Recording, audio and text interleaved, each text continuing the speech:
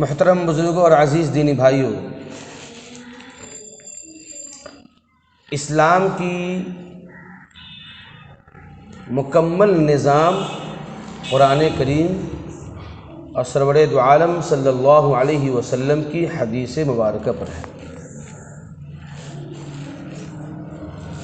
تو اگر کوئی مسلمان ہے اور اسلام مذہب کو مانتا ہے تو اب اس کا بھی نظام قرآن اور حدیث کے مطابق ہی ہونی چاہیے۔ ایک ایک بات کو سمجھنے کی کوشش کرنی ہے ہم سب کو۔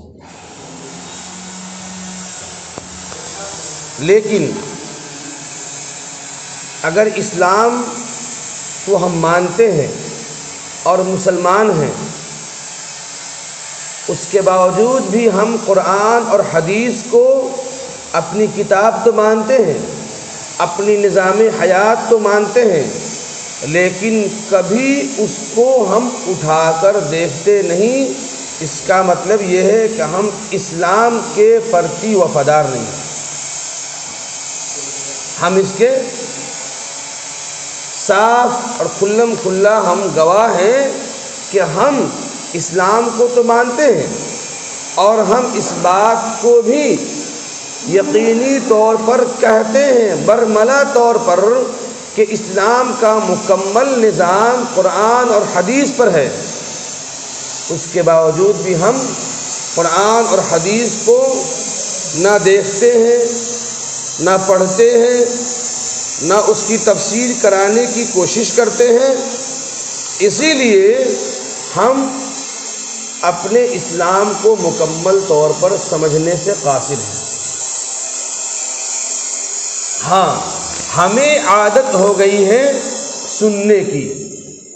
استاد محترم حضرت مفتی سعید صاحب رحمۃ اللہ علیہ فرمایا کرتے تھے بخاری شریف کے دوران درس کہ آج کل کے عوام تو مکمل طور پر سنی ہو چکی ہے، اور مجھے اس بات کا ڈر ہے کہ کہیں تم لوگ بھی سنی نہ بن جاؤ۔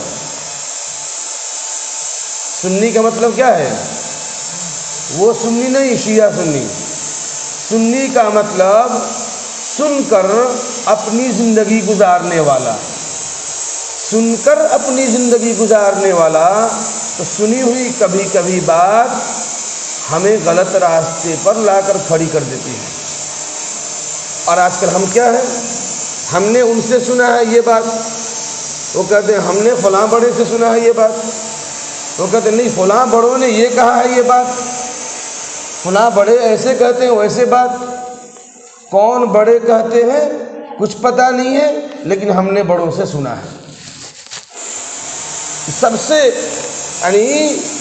جہالت میں دھکیلنے کا ایک عجیب جملہ کر لیا گیا ہے، ہم نے بڑوں سے سن لیا ہے، ہم نے بڑوں سے سن لیا ہے۔ بھائی کون بڑے ہیں؟ اس بڑے کا نام بھی تو ہونا چاہیے۔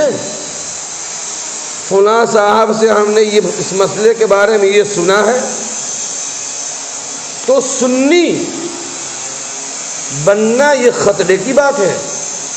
بعض دفعہ کہنے والا کچھ اور کہتا ہے اور ہم سن کچھ اور لیتے ہیں اور جا کر کچھ اور بیان کر دیتے ہیں۔ تو جو قرآن ہدایت کا ذریعہ تھا وہی قرآن ہمارے لیے ہدایت نہیں بلکہ کچھ اور کا ذریعہ بن سکتا ہے۔ قرآن کو قرآن سمجھ کر پڑھنا اور قرآن کو ڈیوائن بک، آسمانی کتاب سمجھ کر پڑھنا اور اس کے مطابق اپنی زندگی گزارنا، تو پھر کیا ہوگا؟ ہم مکمل اسلام میں آئیں گے۔ لیکن ہم نے قرآن کے مطابق بیان کرنے والوں نے کچھ اور کہا، ہم نے سن لیا اور سن کر اسی قرآن کے حوالے سے ہم کچھ اور بیان کر دیے، تو آدمی تو یہ سمجھے گا کہ قرآن ہی میں بات ایسی لکھی ہوئی ہے، حالانکہ بات خطا تیری کان نے کی اور ہم نے حوالہ قرآن کا دے دیا۔ خطا کان کرتا ہے اور حوالہ ہم نے قرآن کا دے دیا۔ اب وہ سمجھتے ہیں کہ جو قرآن ہدایت کے ذریعہ ہو وہی قرآن ہمیں کھلا رہا ہے۔ نعوذ باللہ من ذالک۔ اس لیے حضرت مفتی شبیر صاحب دامت برکاتہم نے بڑی ایک عجیب بات کہی، دو بات کہی انہوں نے. فرمایا کہ مسلمانوں، آپ دو کام کو اپنی زندگی میں لازم پکڑ لو. ایک کام قرآن کی تلاوت، دوسرا کام کم سے کم روزانہ 1 صفحہ قرآن ترجمے کے ساتھ پڑھو. کم سے کم روزانہ 1 صفحہ قرآن ترجمے کے ساتھ پڑھو. جب آپ پڑھیں گے پھر کہیں سنیں گے تو پڑھی ہوئی بات سننے والے سے ٹیلی کرے گی یا نہیں کرے گی، پھر آپ کے اندر سوال کا جذبہ پیدا ہوگا کہ میں نے یہ پڑھا تھا اور یہ ہوا، یہ پڑھا تھا ایسا ہو گیا.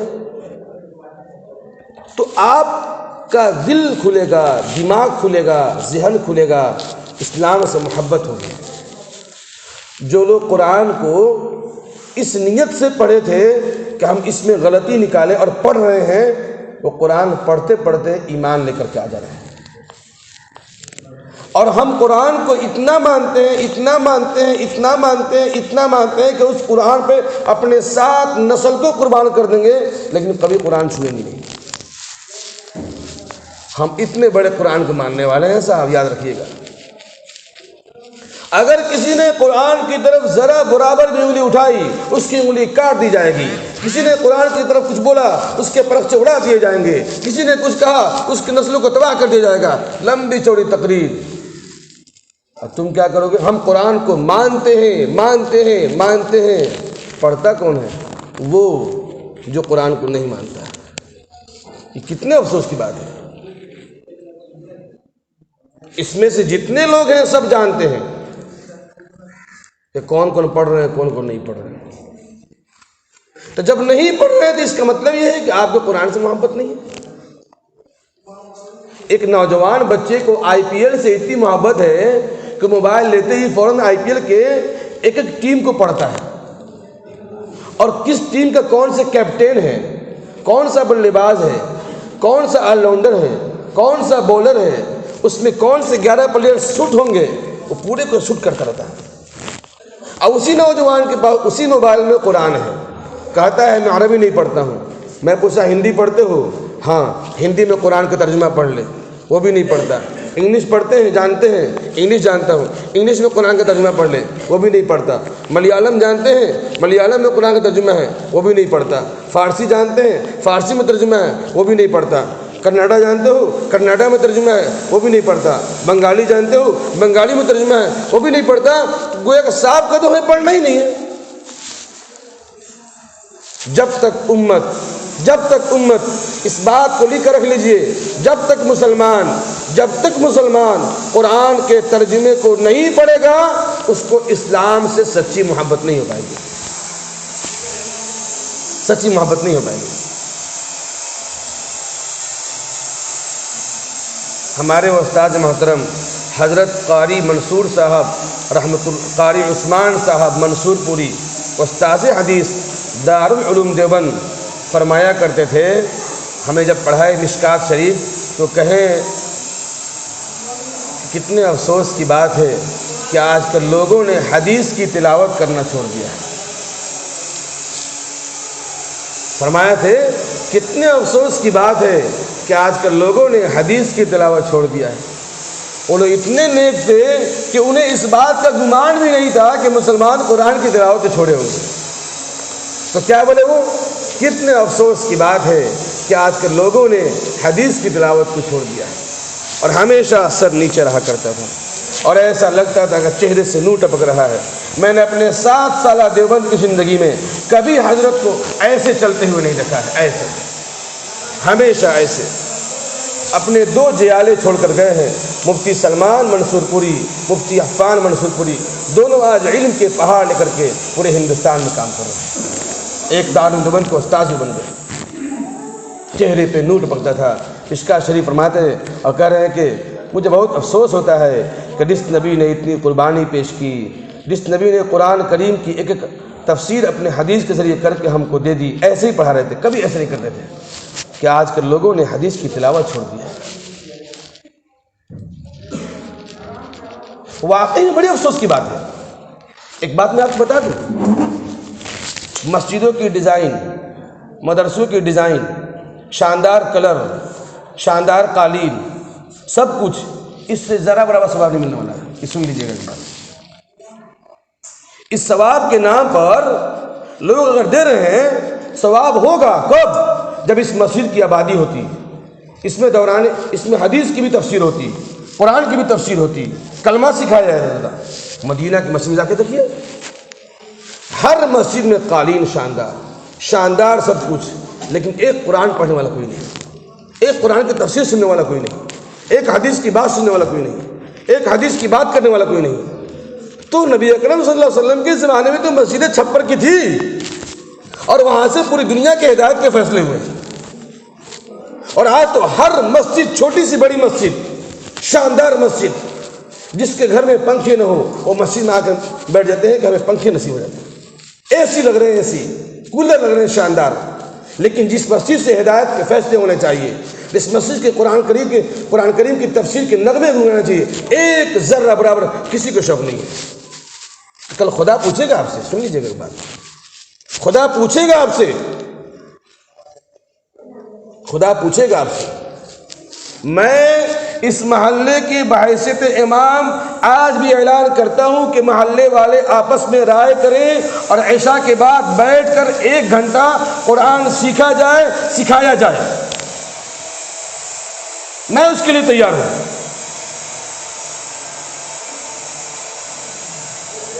اب کوئی کہتے ہیں اکیلے میں دیا پڑھا ہوا، ایسا ہوتا ہے؟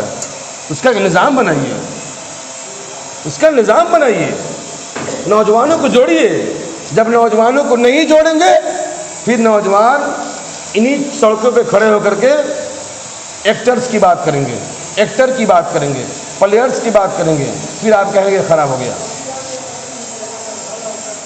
پھر آپ کہیں گے خراب ہو گیا۔ یہ معمولی بات میں نہیں کہہ رہا ہوں، اسلام کے لیے جی لیجئے، اسلام کے لیے کچھ کر لیجئے، اور اسلام کے لیے کرنے کے لیے صرف اور صرف رمضان میں روزہ رکھ لینا، وقت پر نمازیں پڑھ لینا، 4 سورت سیکھ لے، کم سے کم 4 سورت سیکھ لیجئے۔ یہ کوئی نعرہ ہے؟ ارے کم سے کم سیکھ لیجئے تاکہ اسلام سے محبت ہو جائے، اب اس کو اب لگ جائیے، یہ اصل مطلب اس کا ہے۔ یہ تھوڑی نہ کہ سیکھ لیجئے بیٹھ جائیے، نہیں، ہمارے بڑے کہتے ہیں، بڑے کا مطلب حضرت مولانا یوسف صاحب رحمۃ اللہ علیہ، حضرت مولانا انعام الحسن صاحب رحمۃ اللہ علیہ، حضرت مولانا زبیر صاحب رحمۃ اللہ علیہ، حضرت مولانا سعد صاحب دامت برکاتہ العالیہ، حضرت مولانا لاڈ صاحب دامت برکاتہ العالیہ، ان تمام حضرات کا یہ کہنا ہے کہ کم سے کم 4 سورت سیکھو تاکہ نماز میں دلچسپی پیدا ہو جائے، اس کے بعد علم کو حاصل کرنے میں لگ جاؤ۔ یہ مطلب ہوا اس کا، یہ مطلب نہیں ہوا کہ 4 سورت کے لیے بھائی سیکھ لینا کم سے کم نماز، یہ تھوڑی نہ ہے۔ ایک کٹھا میں اگر 5 من نہیں آتا ہے دھان، تو 10 کو کسان جا کے پوچھتے ہیں کہ تہار کھیت میں کون کھادر ڈلو ہو کہ 5.5 من آ گئی۔ کوئی، میں تو اتنا صاف بولتا ہوں، مجھے سمجھ میں اس بات کو احساس ہی نہیں ہو رہا کہ میں کیسے اب بولوں کہ میرے بھائی آپ قرآن کو کیوں نہیں پڑھ رہے ہیں، میں کن الفاظوں میں بولوں آپ کو؟ میں تو اتنا صاف بولتا ہوں، میں اپنے ساتھی سے بولتا ہوں کہ میں تو صاف بولتا ہوں بھائی، کہ آپ لاکھ سجدہ کر لیں، آپ اپنے تک محدود ہیں، اور اسلام کہتا ہے کہ پوری دنیا کے حساب سے تمہیں کام کرنا، پوری دنیا کے حساب سے کام کرنا۔ ایک آدمی آپ کو اگر اسلام کے بارے میں کچھ بول دے تو آپ بغلیں جھانکنے لگیں گے اور آپ کو شک پیدا ہونے لگے گا۔ کیوں؟ اسلام کے بارے میں آپ کو ذرہ برابر ہی اسٹڈی نہیں ہے۔ 76 بچے، 65 بچوں سے سوال کیا، کون؟ ملک کا باہر کا آدمی نہیں، میں پوچھا نبی کے دادا کا نام کیا ہے؟ سب ایسے ہنس رہے تھے۔ میں نے کہا نبی کے امی کا نام کیا ہے؟ میں نے کہا 4 مشہور فرشتے کون کون ہیں؟ میں نے کہا ان 4 مشہور فرشتوں میں سب سے بڑے فرشتے کون ہیں؟ میں نے کہا حضرت میکائیل کا نام کیا ہے؟ میں نے کہا حضرت اسرائیل کا کام کیا ہے؟ میں نے پوچھا حضرت اسرافیل کا کام کیا ہے؟ میرے امت کے غیور ذمہ دار گارجینوں، جن بچوں پر آپ کو ناز ہے، ان کو انجینئر بنا کر، ڈاکٹر بنا کر، انسپیکٹر بنا کر کس نے بنا کیا؟ ڈاکٹر بنائیے۔ میں تو کہتا ہوں ارے اپنے بچوں کو IPS تو بنائیے، IAS بنائیے، شاندار ڈاکٹر بنائیے۔ اور میں آگے بڑھ کر کہتا ہوں اپنی بچیوں کو خاص طور سے اچھے کالج میں داخل کر کے ان کو شاندار ڈاکٹر نہیں بنائیے، تاکہ وہ چل کر کے مسلمان عورتوں کو اچھے سے علاج کر سکیں۔ میں یہاں تک کہتا ہوں، لیکن اسلام کی یہ بنیادی باتیں ان کو پتہ نہیں، اور اب کہاں جی رہے ہیں؟ کہاں جی رہے ہیں آپ؟ نبی کا نام پتہ نہیں۔ ایک بچے سے پوچھا بیٹا نبی کا نام کیا ہے؟ کہہ رہا ہے صلی اللہ علیہ وسلم۔ تو ایک بول رہا ہے علیہ الصلوۃ والسلام۔ ایک سے پوچھا کہ تمہارا مذہب کیا ہے؟ تو کہا تھا مسلمان۔ اس میں سے اکثر کو پوچھ دوں کہ 4 مشہور فرشتے کون کون سے ہیں؟ سلام بابو کیا پوچھتے سے بات پڑھے نہیں نا نماز نہ پڑھے نہیں، مذہب کی بات ہے۔ ذرہ برابر احساس نہیں ہو رہا ہے کہ مطلب کہ یہ بچہ ہم سے کچھ کہنا چاہ رہا ہے، ہم سے کچھ کہنا چاہ رہا ہے۔ بھائی کسی کو شوق نہیں ہے، کسی کو شوق نہیں ہے، کسی کو فکر نہیں ہے۔ صدام بابو کیا کرو اردو نے کیا ہوتا ہندی والا؟ ہاں پڑھ لا ہندی نے نہ دل لگے لا۔